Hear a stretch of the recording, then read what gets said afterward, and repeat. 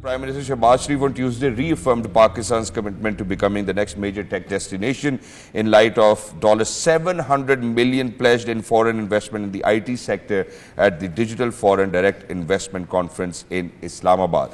Delegates from 45 countries arrived in Islamabad to participate in the DFDI Conference. The first ever DFDI Conference was held in Pakistan. Now, imagine that we have gentlemen over here who, I don't know whether I should give it away already or not, but will certainly be investing somewhat around $22 million, if I'm not wrong. Or we'll be in conversation with them. Let's see if that's true or not. We're very lucky, ladies and gentlemen, to speak about it. The Digital Foreign Direct Investment Conference 2025 in Pakistan.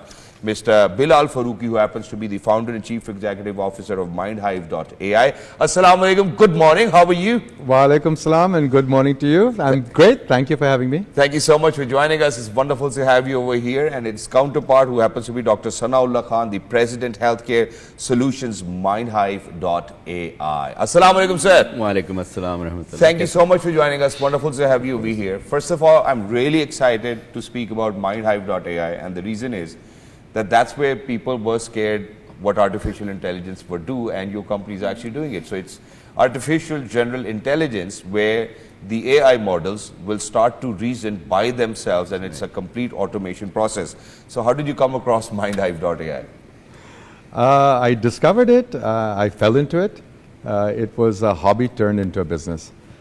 2.5 years ago, ironically 6 months before ChatGPT became popular, I was doing some research and tinkering with AI models, and I decided to teach them and train them differently from what OpenAI was doing with GPT and what the other companies are doing. I just went down a different path.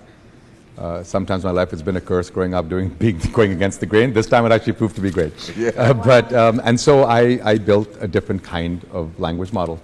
And then after that, I built these agents on top of them, taught them how to think like a human.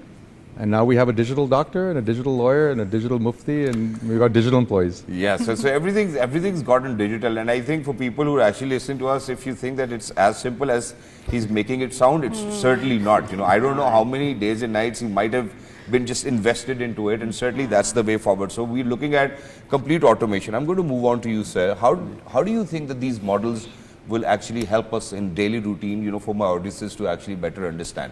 Yeah, so I'm a radiologist, I'm a physician, right? Yep, I do know it. Practicing in California. So from my perspective, I can tell you medically speaking how it's going to help, certainly, and of course otherwise.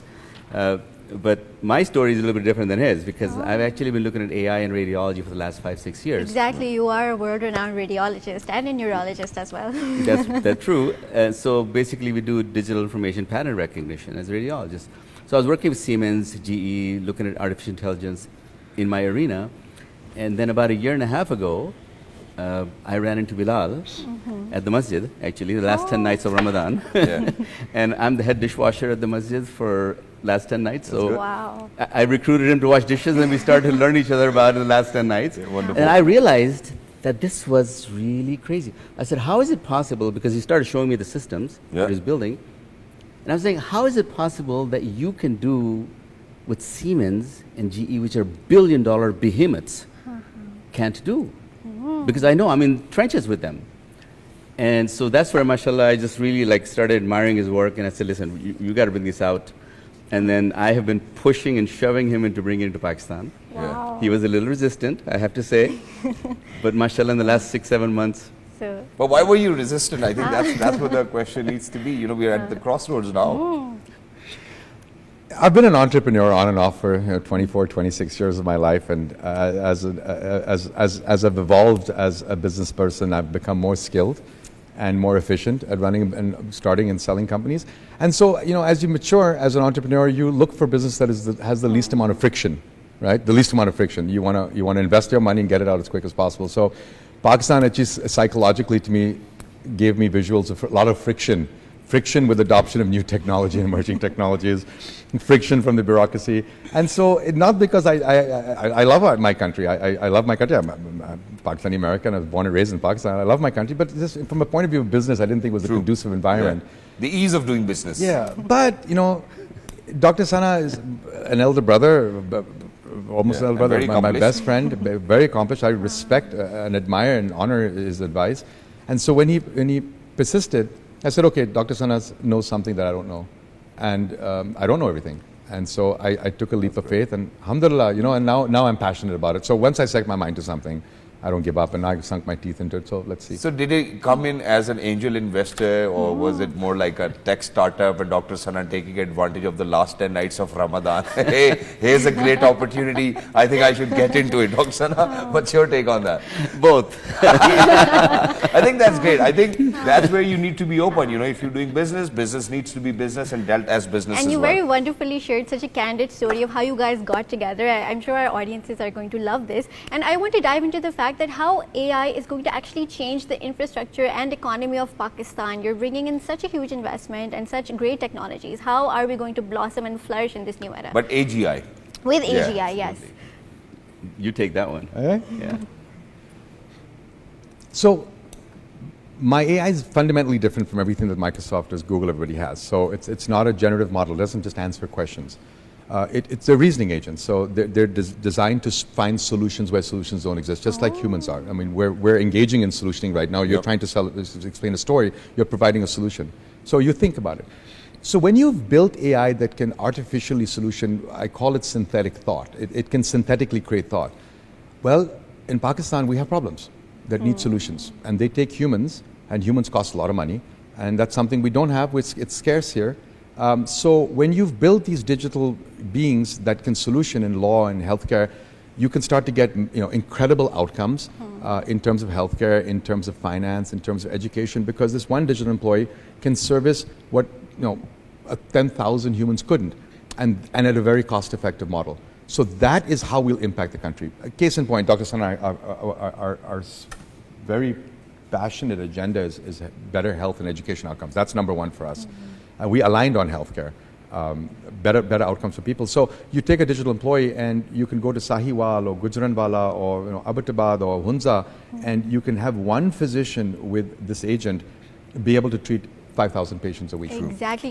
Just recently I was reading a report that how China launched a fully functional AI hospital with up to 13 AI doctors and 5 virtual nurses. And they can treat up to 3,000 patients per day with an accuracy rate of 93% That's of the beauty, diagnosing. the accuracy rates. So do you think this can be achieved in Pakistan? Absolutely. I don't think. Yeah. Let Those are two very Dr. contradictory Sanan answer answers. this one. Yeah. Absolutely. Absolutely. We're already doing it. So it's not something that it's pie in the sky.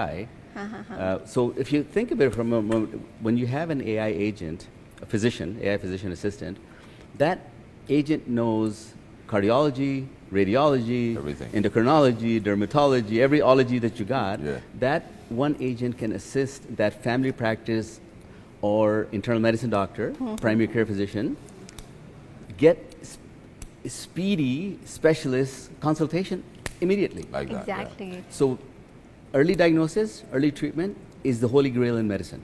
Yes. And AI will actually help us do that, but at a mass scale. So it makes every doctor 10 times more productive and 100 times more accurate. Wow. Wow. And we already have it. So it's not like a... And the success rate is 93% as mentioned as well. I think, I don't know, but on a lighter note, we do have a lot of models over here, just like our other halves, who are good at reasoning. So I don't know why we needed more reasoning models. I think that's great. But I'm going to bring it down to where, you were a part of the Digital Foreign Direct Investment Conference 2025.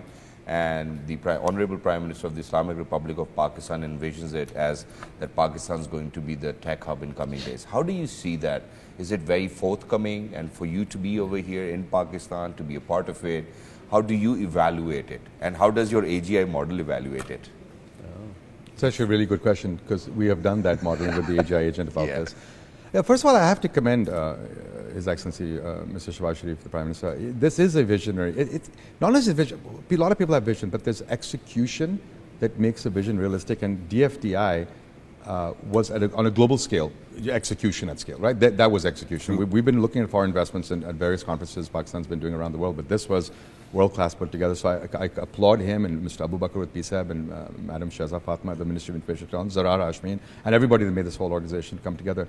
DFDI, at least for me, and we travel around the world speaking at conferences, was a world-class event with world-class leaders over there talking about something that is no longer something that people just envision. It's an execution necessity. The countries can't survive now without emerging technologies and bringing transformation through, especially countries that have a population of 250 million people. That's no joke, right? That's a monstrous nation to manage. And so kudos to Prime Minister Shehbaz Sharif for doing this.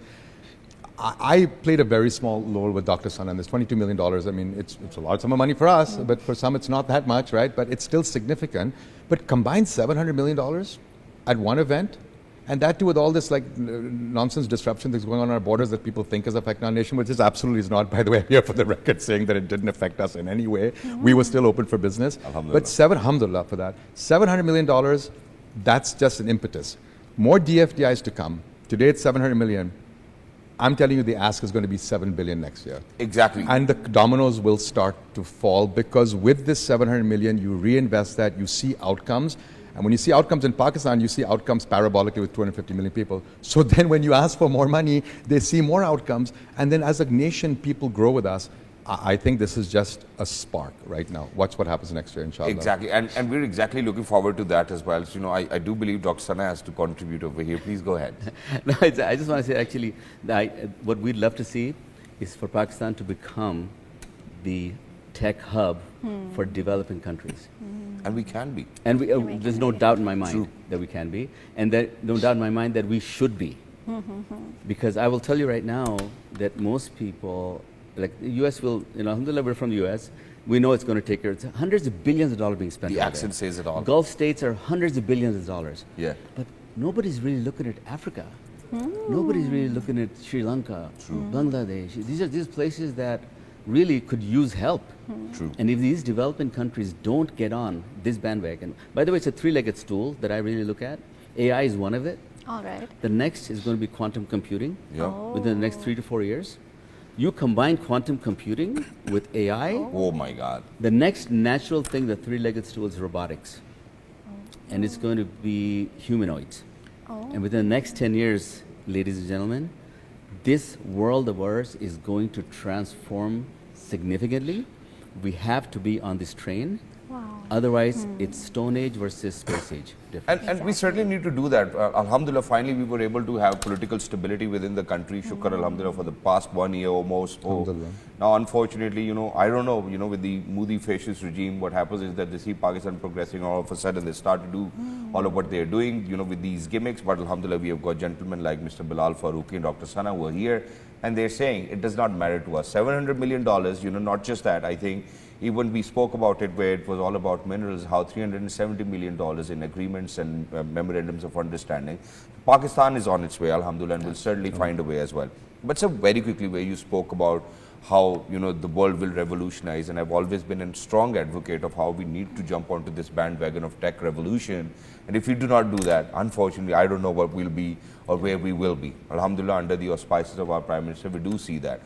But one of the question is that, you know, one of my friends who's into cloud computing and whatnot and security, he went to US, I think probably 4 years ago. I think he's got a unicorn company now. There's a breeding ground. If we are to kind of, obviously as a developing country, we cannot be in comparison with United States. How do you think that what factors will play a role in becoming a breeding ground for all of these tech industries to come and partake and do what Bilal Faruki Sahib has just mentioned, or whoever wants to answer this question? This is a Bilal question, for sure. First of all, we can be the United States and we are the United States. The only difference is we've had 75 years of disruption that doesn't let us become the United States. True. The United States is the United States because of creative people working together in a functional environment. We have equally creative people. I hire them in Pakistan. I see better outcomes with my employees in Lahore, frankly speaking, than I've seen in 25 years of employing people in the United States. If the internet continues to work. Inshallah. I mean, we need to roll out straight facts. Sure, of course. The internet is a challenge, granted, and these are technicalities. I know in business, I fix my internet when I have a business model. Right? Otherwise, I don't spend money fixing something when I've got bigger existential issues to deal with. So it's all about prioritization of resources. Inshallah, wo bhi ho jayega. You can't run a country and a business empire or tech innovation empire without internet. Believe me, the powers that be will make it work, inshallah. Having said that, though, we absolutely do have the capability to be the United States of America. What we need is visionary leadership, and not just one person. We need multiple minds of visionary leadership looking at various aspects, agriculture, finance, education, healthcare, innovations, Insurance, entrepreneurship, real estate, technology. all of the verticals that make a country, a land, a fully functional machine. Yep. And then we have visionary leadership, all those levels, but then Exactly. comes the execution. And I think parabolically, though, it will happen very, very, very fast. You'll Thank start you to see so much jobs. for saying that. Thank you so much for this reassurance, and we certainly look forward to those days as well. And just I think probably 10 years ago, I actually read an article where it said that in 20 years' time, you will be living 100 or more years. And I think that's exactly where we're headed as of now. But thank you so much, Mr. Bilal Faruki. Thank you so much, Dr. Sana, for being with us. Lovely to have you over here. And thank you so much for thinking about Pakistan first. Alhamdulillah. And may you have more Ramazans of that sort as well together. And for everybody who's... Koi masla nahi hai, sir. I'll be willing to do that. But for everybody who's out there, ladies and gentlemen, I've always spoken about it, that, that Pakistan is huge in human resource and we need to use it wisely. Look after yourselves. Good morning.